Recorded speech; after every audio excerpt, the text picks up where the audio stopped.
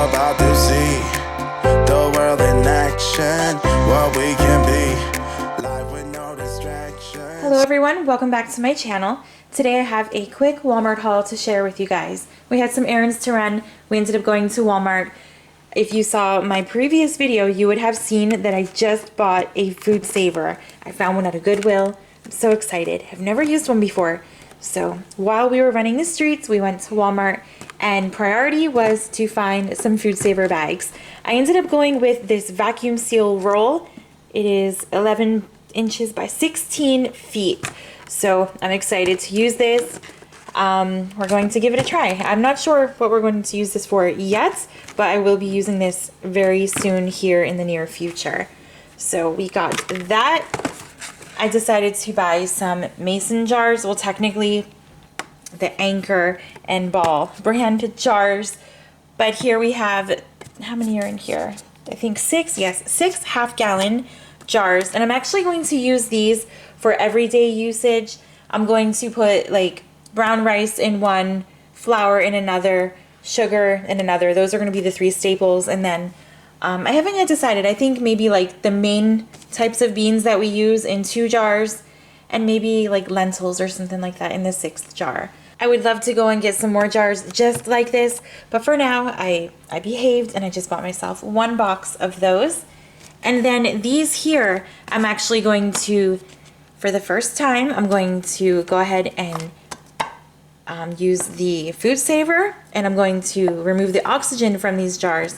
I'm going to fill them with dried beans and then remove the oxygen so that we can put these in our pantry, kind of for like some food storage there. Also, to go along with the mason jars, just to have extras for the future, I grabbed 2 boxes of the metal rings. We bought some olive oil. We're already out of the last bottle that we purchased from Ollie's, but we've bought the organic Great Value brand plenty of times before, and it is very good. So we went ahead and bought one of those.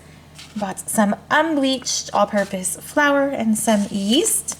I haven't made homemade pizza for a while. Like, I've made homemade pizza, but I've used like flatbread or spinach wraps or bagels, muffins, English muffins, those sorts of items. I haven't made like from scratch homemade pizza for a while, and I've been wanting to. So that is why I bought the flour and the yeast.